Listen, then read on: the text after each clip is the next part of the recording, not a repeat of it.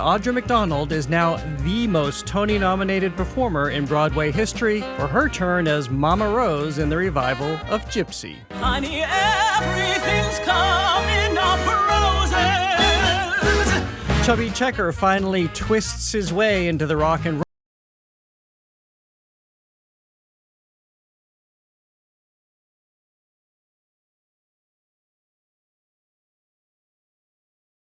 Among the rock and rollers inducted this year.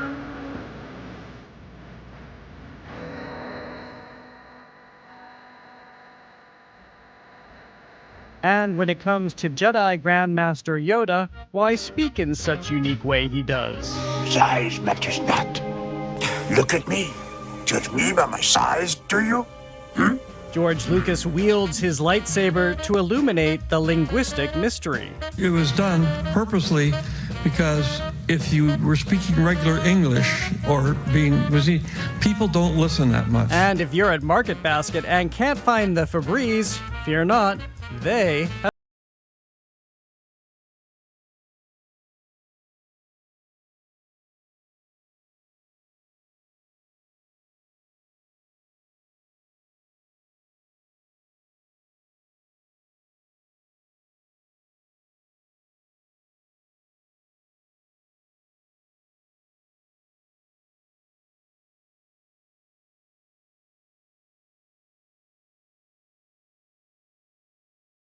Library. I'm Jared Bowen. I am James Bennett II. And I'm Edgar B. Herwick III. I'm also not used to being in the middle. Sorry for that delay. We're going over the week's top arts and culture headlines, starting with Bill Belichick and his controversial interview on CBS Sunday Morning. He has a reputation for being a man of few words, and now he is a man of even fewer. I just lost your mic, Jared. All right, so we are having slight technical difficulties here, but stick with us as we get the show started here on 89.7. Back to Jared. And not yet.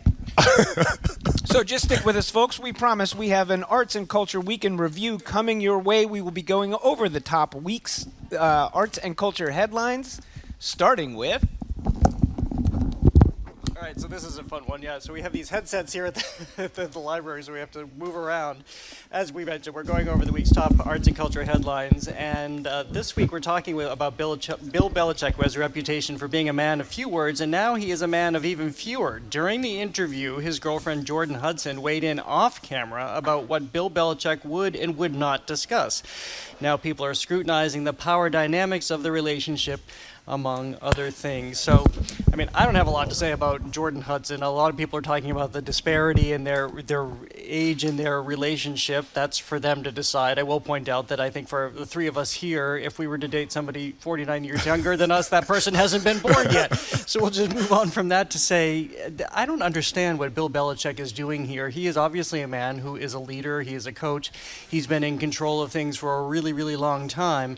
And now we suddenly have this moment where he is arguing that things are off limits for him when he steps forward to publish his story in a book. Of course, he wants publicity to sell that book, and then suddenly doesn't want to answer the questions about this. He knows exactly how news works. This was nothing out of the ordinary, and yet he seems to have lost some measure of control here. Yeah, I think we've Streisand affected this relationship. I promise you before this week, I never woke up thinking about Bill Belichick and Jordan Hudson. And there's been so much done to not make this a story, and now it is one. And like you just said, Jared, like, Bill Belichick is familiar with how all this works, right? I think he wrote it in like a tweet or some Instagram post clarifying about, like, you know, I expect this behavior from the media. And it's like, brother Bill, you are the media.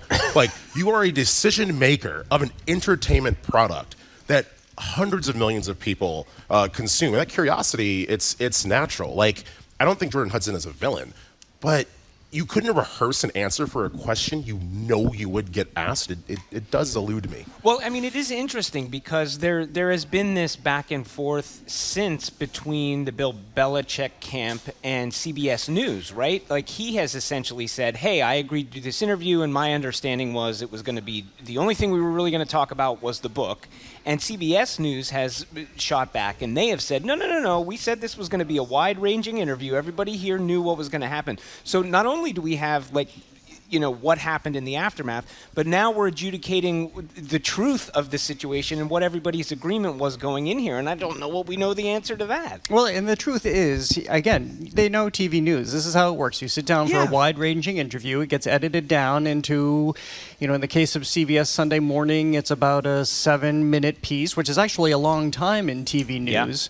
Yeah. And you know that you also cannot tell what's going to be off limits or dictate what's going to be off limits, as some people think they can, but that's a tenet of journalism that you don't sit down to an interview. We would never sit down to an interview and abide by those rules. So there's a lot of spin happening here, and basically he's spun out. This isn't looking good, especially when you have Charles Barkley weighing in. I thought this was very telling when he weighed in this week and said, look, Bill Belichick is a friend of mine, and his word was, I'm concerned about what I see happening here. Yeah, I am curious real quick, though, because like you said, there's this understanding that Bill sat down and he thought that, the questions were going to be limited in scope, like you just explained, right? Like, these are wide-ranging interviews that get edited down.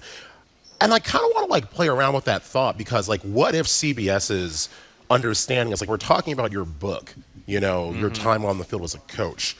Coaches love talking about their personal lives in locker rooms. They love, telling stories about their past to get their employees revved up. And so if you're CBS, you could say, we're talking about those decisions you make on the field. A lot of stuff goes into the man you are. Yeah, Coach Bill. I mean, I think the other thing here is just the nature of this particular relationship, right? To me, I was sort of racking my brain. It reminds me to a certain extent a little bit of John Lennon and Yoko Ono. Oh, okay. There's something that's very incongruous about this. Not sort of besides the fact of the age difference and all of that. It's that Bill Belichick, the brand of Bill Belichick, is so in control and grumpy and closed off, and like he's some hermit in his sweatshirt just caring about football.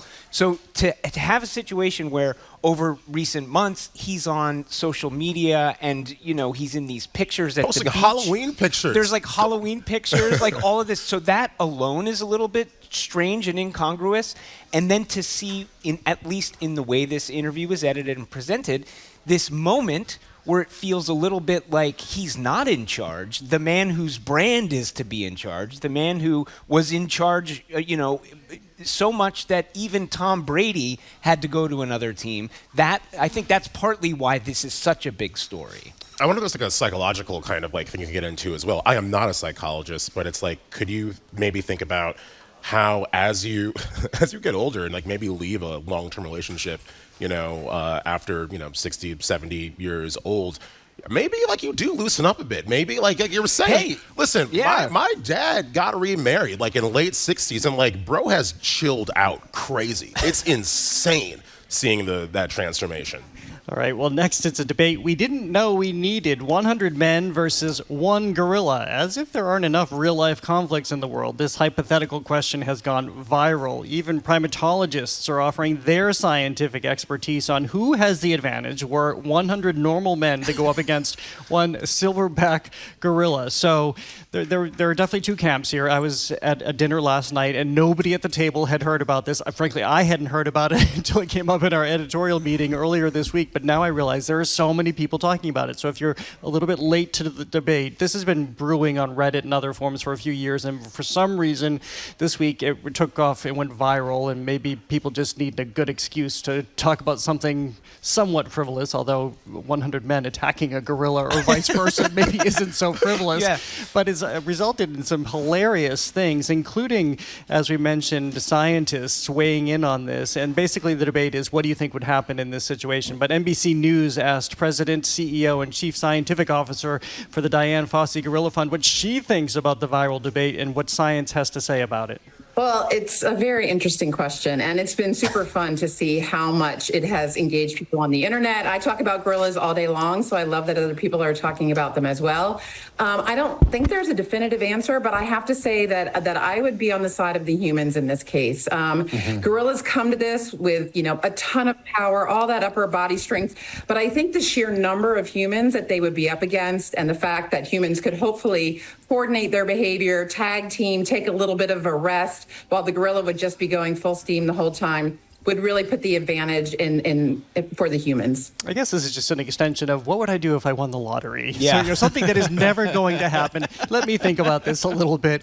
I'm just going to side with the gorilla in whatever case, because you love animals. You don't want to see them harmed. Absolutely. And so, but they do say the gorilla would tire after a little while. Well, one of the things I love about this is, we talk a lot on this show, and I think we all talk even off air with amongst ourselves and with each other about, the media and the media landscape and like where we are in a quickly moving media landscape. And something like this, for some reason, I find myself delighting in this because this is a moment in time, and I don't think it would have been like this maybe 10 years ago. I don't know that it'll be like this in 10 more years. But this is a situation where somehow something bubbles up online, right? A whole bunch of people see it at the same time. As you pointed out, Jared, this has been on Reddit for like a couple of years, but the right tweet at the right time resurfaces something interesting that's online. It catches fire. Then you still have all of these legacy news outlets that jump in. So USA Today's covering it, NBC's covering it, PBS is covering it. The Culture Show is covering we're it. talking about it, right? And as part of that, everybody's got to have their unique spin. So all of these guerrilla experts get reached out to. People are people are engaging in that you have people who work with gorillas saying, like, having this moment to say, oh, and by the way, gorillas are an endangered species, and so it's like we should remember that. So they kind of get there. So just the way that this has flowed out into the world, I think, is very unique to this time, and one of those examples of, like, I don't know, like, sometimes I say it's kind of cool the way our media works right now in this moment. Not always, but right now I like it for something like this. I just want to say that it was incredible watching you two respond to this topic, bobbing and weaving away from the real question at hand, as I would bob and weave my way. I believe I could take that gorilla. You just one gorilla, and the gorilla? Yes, I thought about this for a very, very long time, very serious show prep. And we live in this world now where it takes a delusional amount of confidence to get ahead. Yep. And at some point, you got to start believing your own juice. You know, like we just heard from that expert. I thought it was before we even heard that clip. Gorillas, they gas out. Like, I have run a half marathon. It wasn't a particularly impressive time, but I promise you, a gorilla has never done that. They might not have even seen that. It will be so confused by the time, it lies down to take, some labored breaths that it can't do anything. I know you like Shakespeare, right? Yes. You know that a lot of the hubris in Shakespeare, when a character has hubris, it does not end well for them. Not necessarily. You gotta look at the subtext. We gotta go back to English class, man. Well, I'm just going to go back to what the one because what I appreciated from all of this is the really hilarious things and also introspective things. We learned from the scientists, we learned from the comedians. My favorite was the gorilla would prevail, but it would leave one human alive to go back and tell all the other men what happened. All right, well, coming up, the Tony nominations are out, and it's good news for both Audra McDonald and Mary Todd Lincoln. That's next on The Culture Show. Stay with us. The Culture Show is made possible in part by a generous contribution from the Fiducia Fund, proud to support this station's arts and culture programming.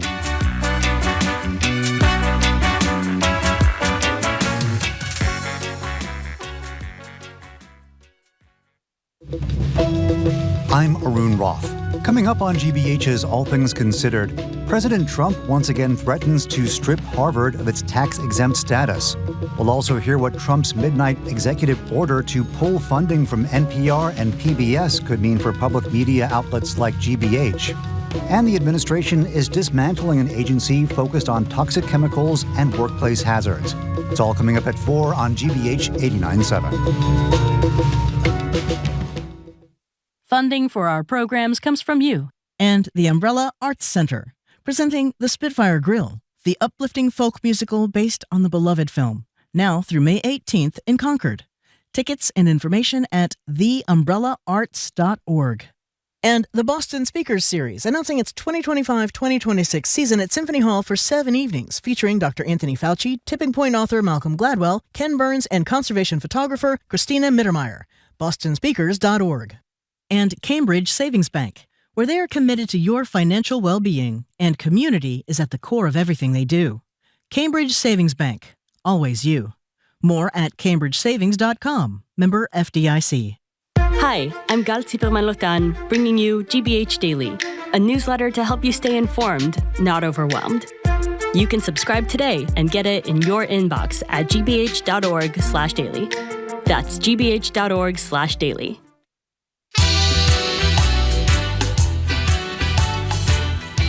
Welcome back to The Culture Show. I'm Jared Bowen, live from our GBH studio at the Boston Public Library. I'm joined by co-hosts Edgar B. Horwick III and James Bennett II. If you're just tuning in, it's our Arts and Culture Week in Review, which includes a focus on the arts at the State House. Creative Sector Advocacy Week kicked off on Monday and wraps up today. In this era of massive federal funding cuts to arts and culture groups and individual artists, the objective on Beacon Hill has been to remind lawmakers that the arts are big business here in Massachusetts. On that front, on Wednesday, the Healey-Driscoll administration released recommendations to grow the state's creative economy. They unfurled a plan, and this is based on what a number of arts leaders and activists and participants shared with the administration about what they think they need. And by the way, this was in the works before our understanding of the level to which funding would be cut in Massachusetts, and that those recommendations for building a new arts and culture support framework, including elevating the arts within state government, defining what the cultural economy is, which, by the way, raises about $28 billion a year and is an investment of about $28 billion a year in Massachusetts, downtown revitalization, educational pathways for artists, and also probably key here is to create a sustainable revenue stream for artists. Here's what the Lieutenant Governor had to say when she appeared on the Culture Show on Wednesday. This is living in our Economic Development Agency, which is good. That's the place for it to be. We hope to be able to utilize this to then operationalize it, these recommendations. They will be the bearers of helping us do that, along with the folks who served on the council. This is not a one and done. These are the things that need care and feeding, every day, every year as we think about the budget. We have a number of artists working in government already. How do we elevate what they're doing? How do we make sure that we've got those folks in the room when we're trying to solve problems? We are funding things already. How do we link that up with our workforce development?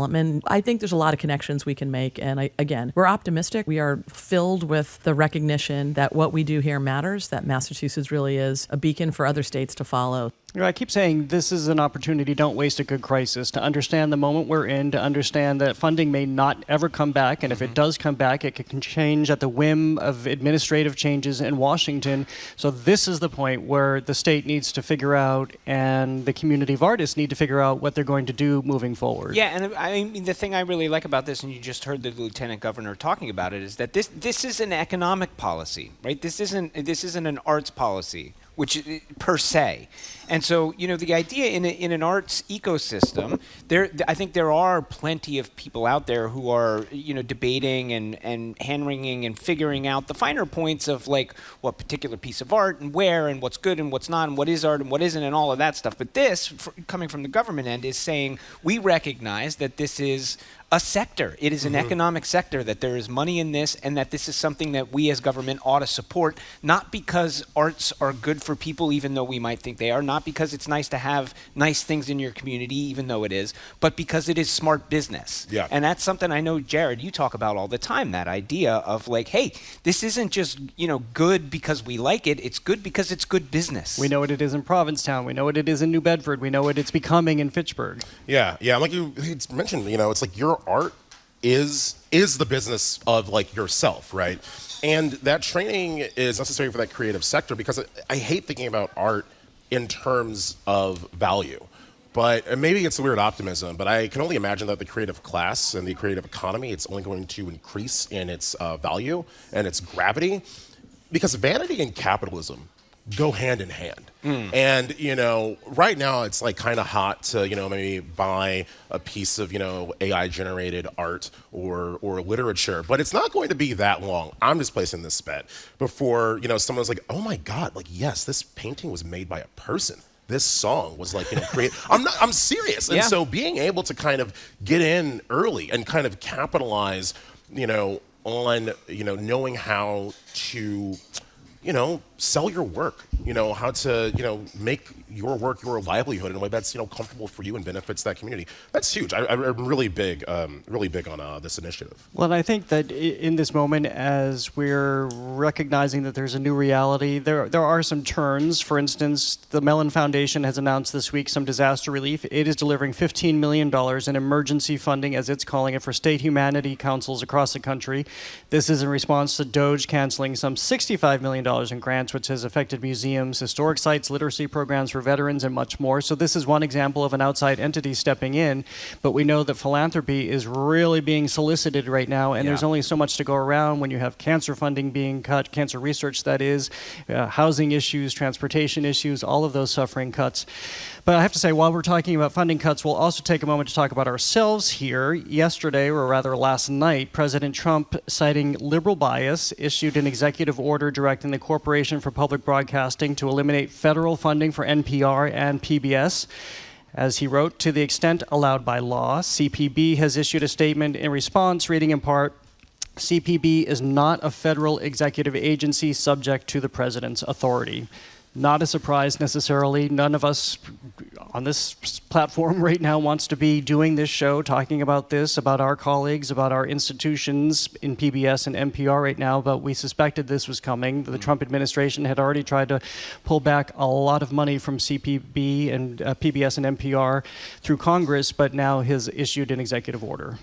Yeah, it's really upsetting, and it's really sad to me because, I got in the game, I think, because of the value of information that's accessible for all and it's free. I think every job I've ever held in public media, I've said that at some point during an interview. And it's like, part of me wants to ask, those in power if they've ever talked to anybody that does work in public media, because I feel that there's like this weird idea that it's like we wake up and we look at each other and say, what liberally biased story can we cook up in the newsroom meeting today? Let's go and do it. This is not how it works. We want to just kind of, share what's going on in our communities and in the wider world.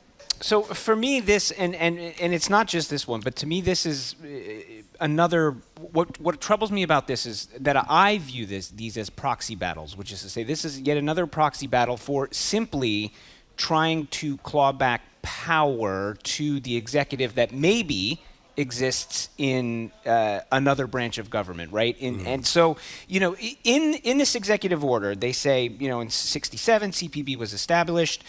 It's a different landscape today, where we're filled with abundant, diverse, and innovative news opinions. Government funding of news media in this environment is outdated and unnecessary. Okay, that is a defensible position, right? And we do have a deliberative body in this country, Congress, where you can deliberate on whether that position is the correct position. That happens to be one I disagree with wholly. I mean, I work at a public media station.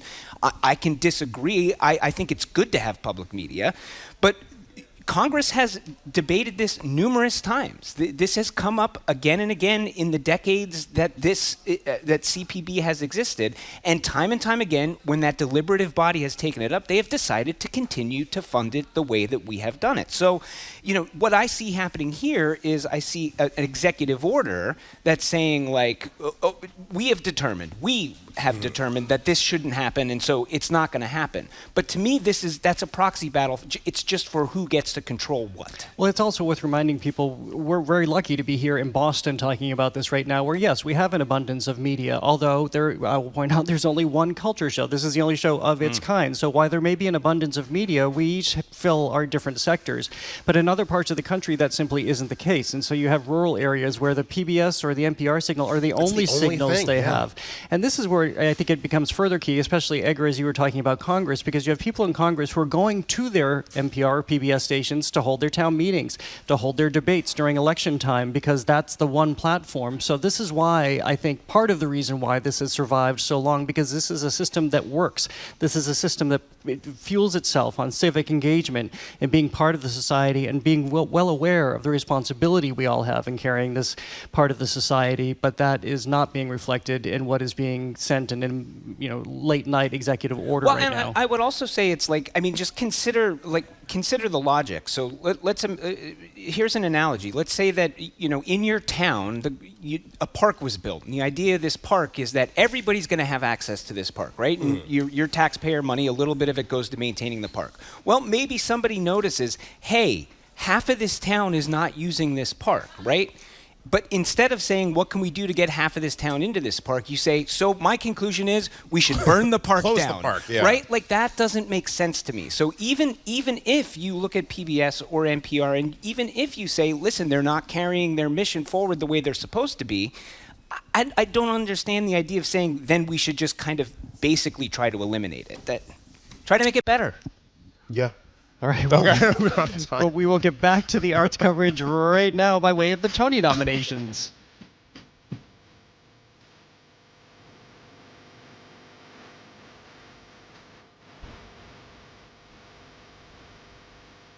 The Tony nominations were announced yesterday, and you hear the voice of Audra McDonald here. She earned a record 11th nomination for her portrayal of Mama Rose in Gypsy, making her the most nominated performer in Broadway history. Plenty of other celebrities also made the cut, and just as many didn't in a season that has been very star-studded. I have to say, I've seen a lot of the shows this year that have come up for Tony nominations, and I love how disparate it is. It seems fairly widespread this year.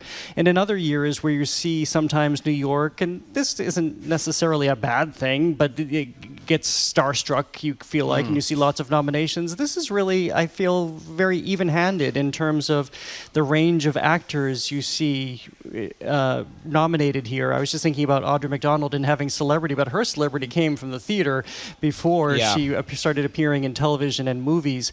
But just a note on that, I did see her in Gypsy. She was extraordinary. The last really 10 minutes of the show, when she virtually comes out into the audience to have her epic meltdown as Mama Rose, this woman who really will do everything, even at her own expense of her children, to get her children out front to be the star that she always wanted to be. To see that unraveling, I know will stay with me until my dying days. It's that kind of performance. But it's a great year to celebrate theater. Yeah, I was going to ask you, you said that the nominations were, disparate and even-handed, right across the board. But I wanted to know, with that in mind, was there anything that actually surprised you that didn't come up? Well, I think the only surprise was that I didn't see the show, but Jake Gyllenhaal and Denzel Washington were not nominated for Othello. And you have to wonder if there was some politics here, because a lot of people talked about the price of that play. And although the reviews haven't been extraordinary either, but it seems that the nominating committee was very judicious. I'll also say there are a couple of really great stories like Oh Mary, which is a show that came out from off-Broadway. This is what I was referring to Mary Todd Lincoln before, because it basically puts Mary Todd Lincoln in the White House as a comedy, being really, really upset that Abraham is not paying more attention to her as he's trying to fight the war with the South. And then Death Becomes Her, just a big razzle-dazzle Broadway musical, is super fun.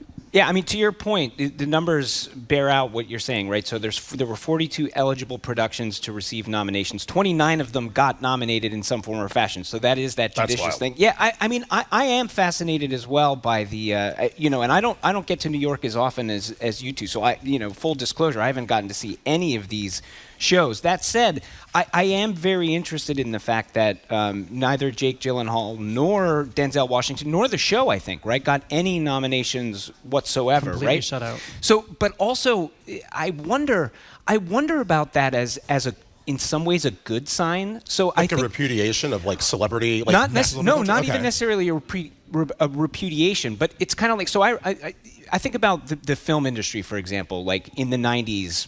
When I started to become interested in quote unquote film instead of movies, right? And I kind of went through this period where I was like, why aren't there more kind of like cool movies in the movie theaters and stuff? There's all these big blockbusters, but the fact of the matter is that was a mature economy that was working, and a lot of these big studios would use the successes from these big movies to be able to finance some of the smaller ones, and that's a healthy system.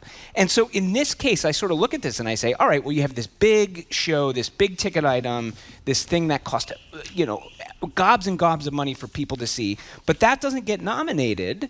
I think that maybe is suggestive that maybe you can have that. You can have a Broadway where you have huge big productions that cost a lot of money, but you can also have really great productions happening over here that aren't going to cost you an arm and a leg. So maybe this is a good sign. Like a Broadway for everyone, right? Kind of. I mean, that's the thing, right? These productions a lot of times, they're so insanely expensive, and it's kind of hard to buy in, literally buy in, to the discourse, around, theater and, it as an art form. Well, I think there's always a mechanism to find cheaper tickets too. Not always. Othello, I think, is probably an exception. Sure. But the other thing I'll note here is that for so long we've seen so many adaptations of film that have gone to Broadway that people have been with furrowed brows looking at the loss of originality on Broadway. That is not the case this year. Like Oh Mary, a completely original play.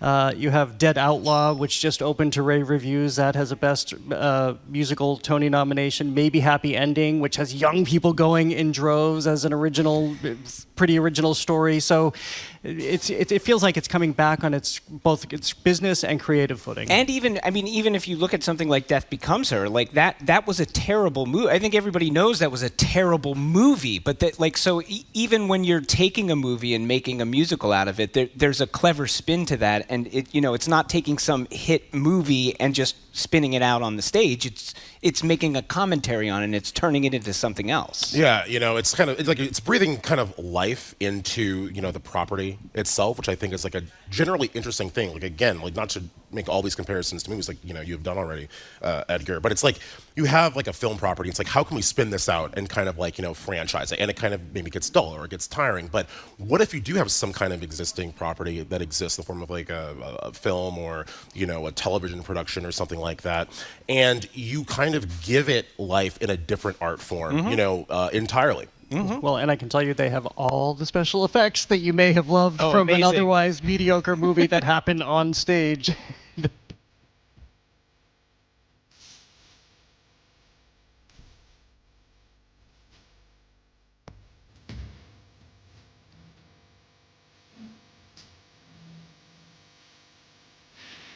Well, we're listening to Cyndi Lauper right now because she is among the Rock and Roll Hall of Fame's class of 2025 inductees. And it's, again, a very diverse field in every regard. She was inducted under the performer category.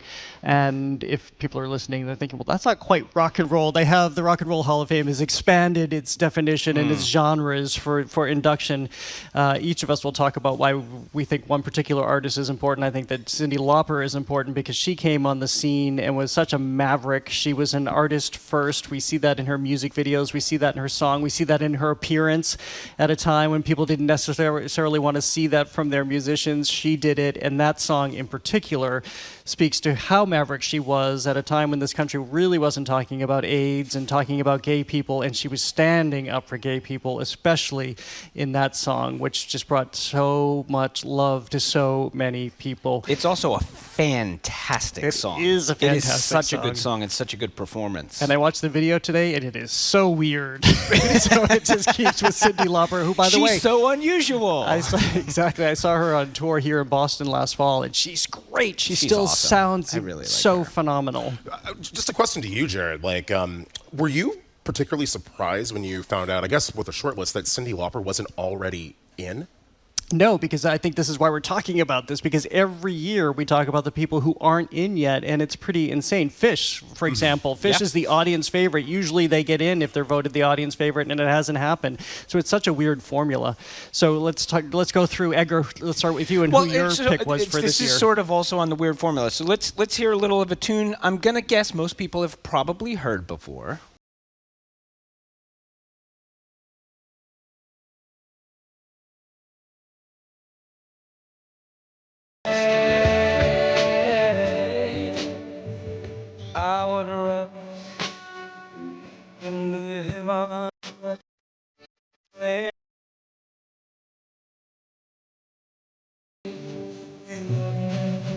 So, perfectly great song, perfectly good bands, Bad Company. Yeah, I would say perfectly adequate good band who had some very middle-of-the-road hits in the 1970s. But I have no idea why they're getting inducted into the Rock and Roll Hall of Fame. I mean, they're perfectly fine. They're like, I don't know. That to me, it's kind of like a utility second baseman who hit lifetime 250 getting into the Baseball Hall of Fame. Especially to your point, Jared, when I look at some of the other people, even on the short list this year, like Phish, who I don't particularly love, but I think you have a much better argument for them being influential and popular in the broadest sense of the word than Bad Company. Yeah. And then also, even if you're going to go to England, which is where Bad Company are from, Oasis was on the short list. And how you can look at Oasis and look at Bad Company and choose Bad Company but not Oasis, I don't understand the formula. But maybe the thing with Bad Company, like to your point, right, this kind of middle of the road, studio career, is that maybe Hall of Fames, like Hall of Fames are meant, right, for people to walk into that aren't maybe familiar, with these performers or individuals and get like a pulse, right, on what was once really important. And maybe like that's just a marker, of how we felt like at the time, and you need to have that time capsule, to remember that general but mood. I'm going to take a guess. I mean, I don't have the full list in front of me, but I think the sound that like Bad Company had through the 70s is probably pretty well represented already in the Rock and Roll Hall of Fame. That's my guess. So, James, who's your pick among the nominees this year, or inductees, I should say? So many good ones. Again, like Joe Cocker, generally surprised that he wasn't already in. Yeah. Soundgarden, Outkast, but the one that really got me was the White Stripes. I think this might have been one of the first times that I've kind of felt aged in some way. Yeah. Because you think about the scope of the Rock and Roll Hall of Fame and the kinds of music, those idioms that are being represented, right? Jay-Z a couple of years back got inducted and rocked up with was Jay-Z, right? Rocked up with Where I'm From, right? You have like this broadening sense of what is rock, but then you have a band like the White Stripes, whose like career, you just kind of have seen begin and unfortunately end, right? And I remember being in middle school, and there was always they're so good, and again, they are not middle of the road, at least to me, but they are solid, they are good, and they are rock and roll. They are like the distillation of rock and roll. And you brought some music for us to listen to. Yeah, let's take a listen to. I believe this is Icky Thump.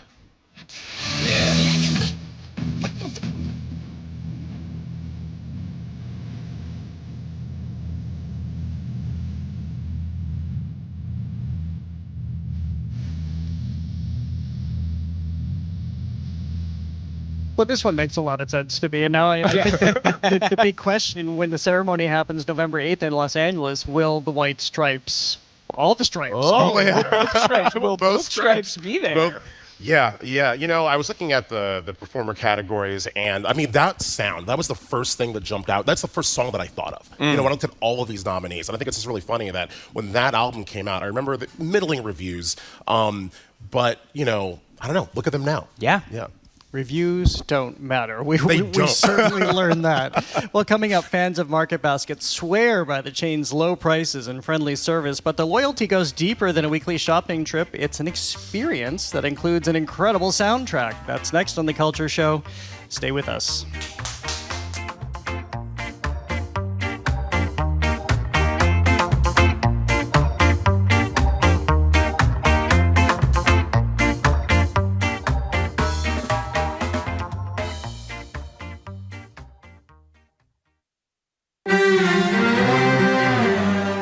Is revamping its railway safety measures. That's in response to a deadly train crash that's come to symbolize government incompetence for many of the country's citizens. It is a genuine crisis of democracy right now because regardless of political perspective, they have been shocked. That's next time on The World.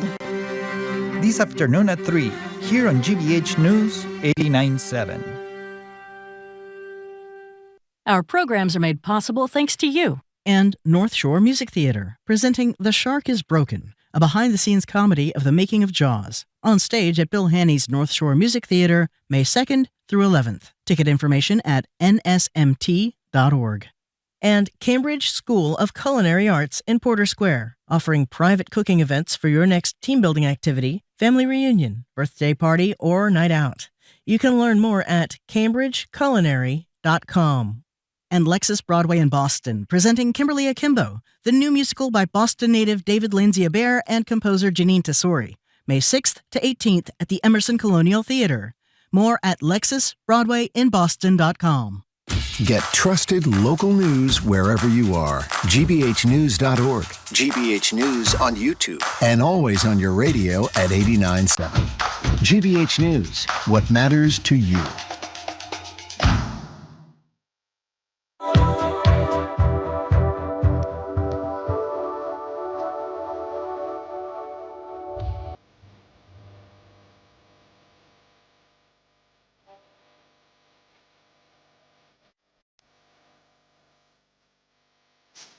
I'm Jared Bowen. You're listening to The Culture Show, and we're listening to a Market Basket classic. If you're just tuning in, it's our Arts and Culture Week in Review. I'm joined by co-hosts Shane Bennett II and Edgar B. Horwick III. We're going over the latest headlines, which includes Market Basket. Frankie Goes to Hollywood's hit song Relax is among the dozens and dozens of songs that make up the Market Basket Classics playlist on Spotify. It's been curated by former Market Basket employee Bob Hoyt. I'm just going to pause for a second to say we have a Culture Show surrogate co-host in the audience who wanted to remind us that Chubby Checker is also in the Rock and Roll Hall of Fame at 83 years old, and years ago he protested outside the Rock and Roll Hall of Fame, so we should update and say, yes, he's part of it too. And I'm sure at least some of his music is on the Market Basket playlist. Oh, it has to be. This is a hilarious story that came out of, people have talked about the playlist before, but Beth Titel in the Globe wrote a story about Bob Hoyt curating as a former Market Basket bagger, Spotify playlist that is very, very popular. And I was thinking about this, that I didn't know Market Basket had music, and then all of a sudden this week I had this memory, only a couple of weeks ago, of going into the ice cream aisle and hearing From a Distance by Bette Midler. I thought, oh, that's right, they do have music, and that's right, it has stayed with me. You know why you forgot? Because you have these now. You have these headphones, right? No, I don't have them in the supermarket. No, but I mean generally, like a lot of us do, right? And so what I think is so cool about this playlist being compiled, right, is that there was that time where we all had soundtracks that followed us, in a grocery store, sure, in an elevator, sure, on the Weather Channel. That's right. Right. Everything has become like so personalized in a way that we've kind of lost what it means to. We kind of took for granted, right, the shared sound that we had, which creates kind of for weird nostalgia whenever you find one of those, relatively niche blasts from the past. Yeah. For starters, Bob Hoyt is obviously a hero, so he needs a folk hero. I mean, this man needs to be lauded for what he's done. I mean, I love the fact that he was a Market Basket employee. He seems to like, if you read this piece, he looks with great fondness on his time working there. He still goes back to shop there. Is it his partner calls it his emotional support store? Like, he just feels at home at Market Basket. And it seems like in an age where it feels like this is the kind of thing that somebody could do simply because they think it would catch fire and like people would pick up on it, he seems to have just done this as a passion project. Not many followers on that playlist. No, and certainly not when it hit the globe. So like, this man is a hero. I mean, this is just fantastic. Well done, him.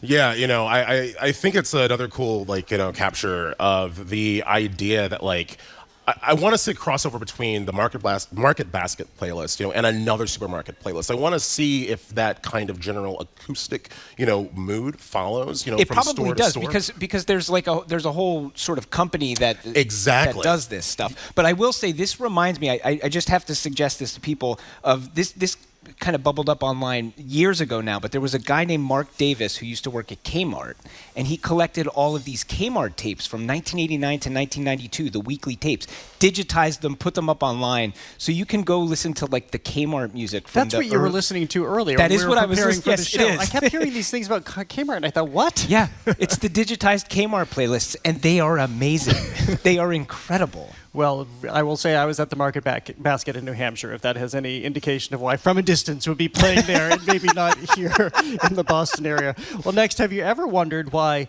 Talk Like This Yoda does? At a 45th anniversary screening of The Empire Strikes Back, creator George Lucas explained why the wise Jedi Master speaks in shuffle mode. It was done purposely because if you were speaking regular English people don't listen that much. But if he has an accent or it's really hard to understand what he's saying, they focus on what he's saying. And what he was basically the philosopher of the movie. Right. So he was talking about all of the things, in long talking scenes and stuff, where I had to figure out a way to get people to actually listen, especially 12-year-olds. So let's do a little exercise here. Imagine if this wasn't on shuffle mode and he was just doing normal dialogue. How captivating would the following scene be? This is from Star Wars Return of the Jedi. Heeded my words not, did you? Pass on what you have learned.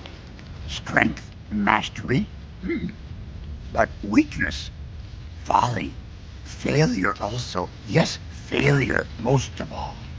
The greatest teacher, failure is. So that was one thing as a kid. Now I just hear it and I think that sounds like Miss Piggy on a lot of cigarettes. I know, right? So I also think she does seem like a smoker, doesn't she? Yeah, I wouldn't be surprised if Miss Piggy was a smoker. Yeah. But I was thinking this is just like comedians and how mathematical everything is. You insert this word here, or you can only have an adjective here. No, you have to lose it and move it somewhere down in the sentence because every structure matters, and that's exactly what George Lucas is talking about with Yoda. Yeah, real talk. When I first saw the reason, I was very skeptical. I didn't want to believe it. But when he said that thing about 12-year-olds understanding and listening, that triggered something. And the reason why I was so skeptical was because he did an interview a while back where he was like, the dialogue in Star Wars is so awkward and clunky. Oh, it's bad. Because I wanted 12-year-old to understand it. And I'm like, no, you're covering your bases. No. But now I'm like, oh, like maybe he had a point. And, I was thinking about my own kind of, Yoda memories. And that line, not from the original trilogy, but from Phantom Menace, like Phantom Menace, like fear turns to anger, anger turns to hate, hate turns to suffering.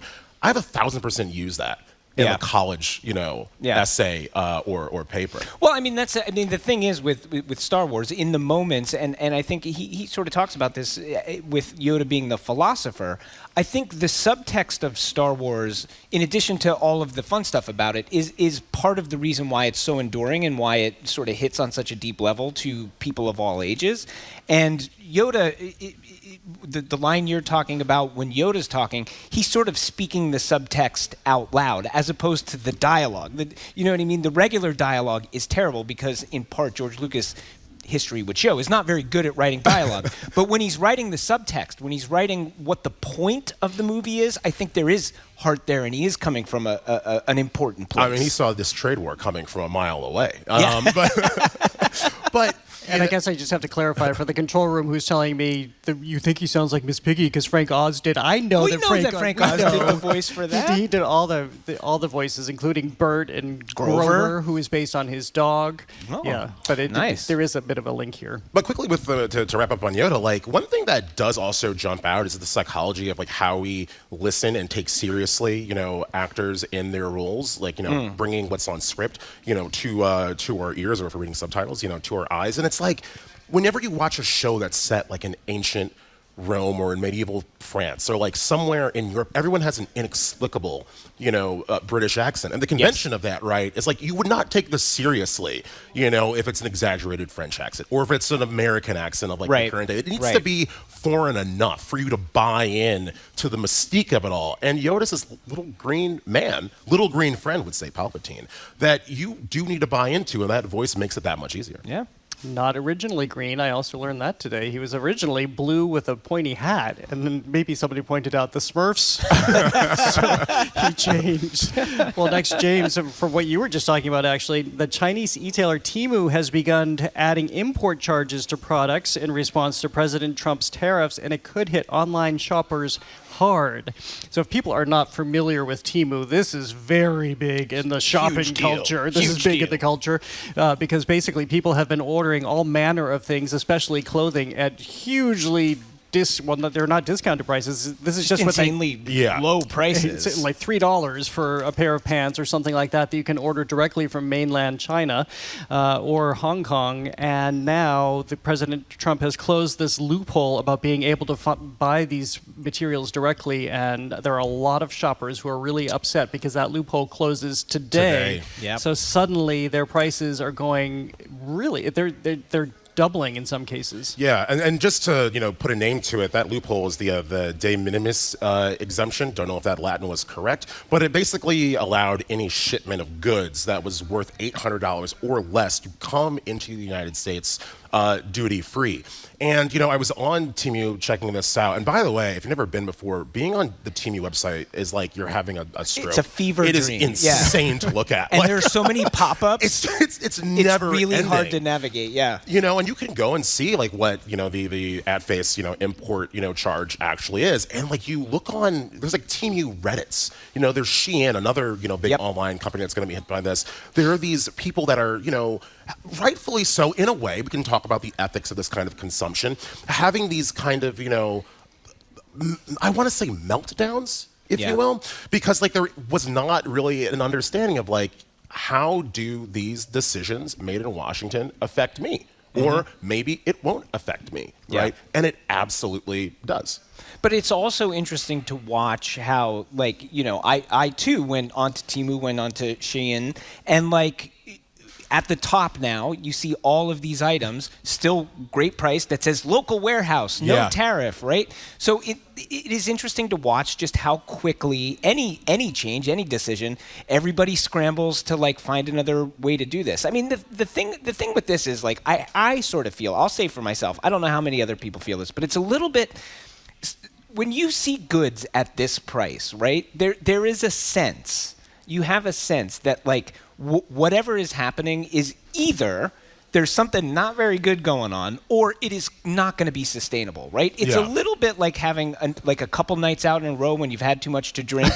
At some point, no matter how good of a time you're having, you start to say to yourself, I'm going to pay for this. Like at some point, this party is coming to an end and it is not going to be pretty. And I feel like the idea that you can get jeans for like $3 is, you know, somewhere in your heart of hearts, that party cannot go on forever. And it's such a uniquely American thing because we are, you know, in a culturally conservative, you know, turning. And ever since I'm sure all of us were young, you've always heard in your ear, there is no such thing as free lunch. Right. And it seems that, did we forget, you know, that adage in general? Did we, yes. you know, and it's so funny because you think about, you know, a lot of platforms for some elected officials is predicated on, you know, earn your keep, work hard, nothing is free.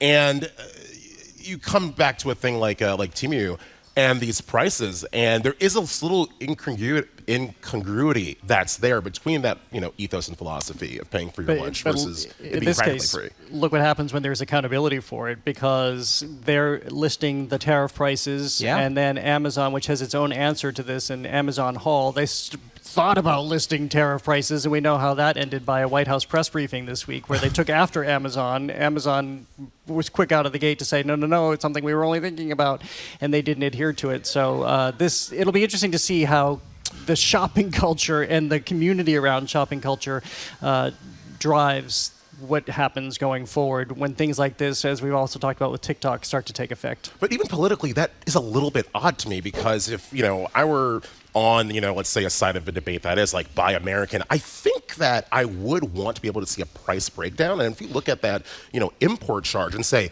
I don't want to pay for more than this good is worth at face value. Let me go outside and see if there's anyone in my city, in my state, maybe even my neighborhood that's able to, you know, produce or make something that's comparable to the thing that I want. You could argue that having, you know, that thing being shown, that price being shown, facilitates, you know, that kind of, you know, stimulus to the local economy. And why I don't understand why you would want to hide that. You could spend that if you were smart, but maybe someone isn't smart. Well, that's the end of $3 pants. Yeah. All right, well, that means it's time for our lightning round. These are the stories that caught our attention this week. Edgar, what's yours? So this is a story, the 6,888th Central Postal Division Direction Battalion. This is known as the 6,888. This was a group of Army members, all women, almost all black, during World War II.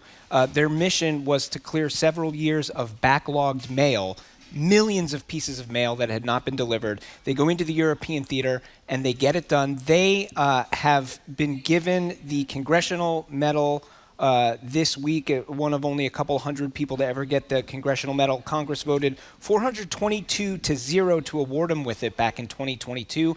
I think Tyler Perry did a movie about them recently, but incredible story, incredible backstory. And finally, after, you know, years of, you know, kind of a little bit of a lag in time, two surviving members that they know of were actually able to receive medals this week. So that's amazing. That's a fabulous story. Particularly cool because, my cousin was one of those 6,888. No. Yeah. No. Yeah. You know, It's funny how parents are. Sometimes they don't tell you things. So that movie Camp, my mom was like, "Oh, your cousin did that back in the 40s." I was like, "Wait, what? What? You didn't want to like say that?" So odd. Incredible. Impressive family. So what's your headline?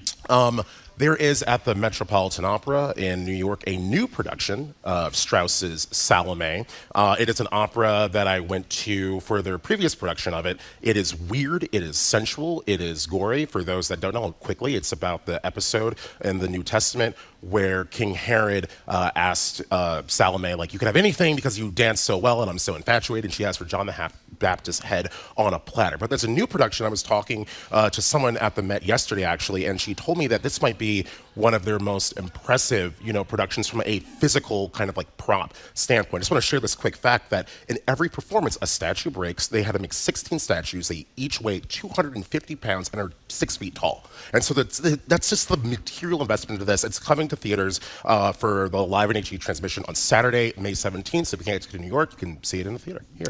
Well, mine is a bit of a review, too. And this is why I made that comment earlier, that reviews don't necessarily matter, because The Godfather got bad reviews, Apocalypse Now got bad reviews, and we know how we think about them. It's a Wonderful Life got bad reviews. I haven't stopped talking about this week. This week, the Coolidge Corner Theater had Francis Ford Coppola come for a visit. They screamed Megalopolis. I'll say it because reviews don't matter. It's not very good. As far as I saw it, the themes were good, but it's a bit of a mess, and he kind of copped to that too. But it was the most fascinating after show, because what I thought was going to be a 20-minute Q&A ended up being a 2-hour, basically, conversation with him, including a whiteboard where he listed the tenets we live by, like politics and education and money and how we can address all of those things. He did offer a little bit of insight into the film, saying that he wanted to make it like he made Apocalypse Now, which is, I didn't know how to make that movie, so I wanted to make this one. I didn't know how to make it, so I just decided it's good to be adventurous and do it that way. He said he didn't enjoy the experience. I mean, it was incredibly... He said he didn't enjoy it? He did not have fun. He said it was stressful. He also talked about the fact that, as we all know, it cost $120 million. And it was like his money, wasn't it? Well, it's money he borrowed, because he told us he has to start paying the bank back in 5 months. It was one of the most wild things I've ever experienced. All right there in the Coolidge Corner Theater. It was fabulous to be with this legend and having him have no filter whatsoever. And Max, our colleague, called him Ernest. I thought he was very sweet. It was really captivating. Celebrities are people too. That's right. Well, that's all for this edition of The Culture Show. Tune in Monday as we connect to the Utopian Hotline, an innovative theatrical experience now at the Museum of Science. It's a real hotline where people phone in their vision for a more perfect future. And we continue our monthly conversation with the Museum of Fine Arts about artworks in their collection, offering insights into the American Revolution. If you're here at the library right now or streaming online at our GBH News YouTube channel, you'll find an image of what we're talking about this month with the Museum of Fine Arts. Ooh. That's the Goddess of Liberty weather vane. Take a look, get to know it over the weekend as we take a deeper dive talking about the American Revolution by way of art. Thanks today to the BPL technical and logistics crew, Maddie Geyer, Bill Francis, Sandra Lopez-Burke, Juan Jose Cadena, Chris Hanks, Pat Lally, and Olivia Corcio. Thanks to the Lennox Hotel, the Newsfeed Cafe, to everyone who came down here to visit us. For supporting Chubby Checker today, I'm Jared Bowen. May the 4th be with you, and with apologies to Frank Oz, Field Arts Weekend, have you? May the 4th be with you. Where's Mary? Where is she? Where is she? She's just about to close up the library! The Culture Show is made possible in part by a generous contribution from the Fiducia Fund, proud to support this station's arts and culture programming. Unit 4. With Marketplace,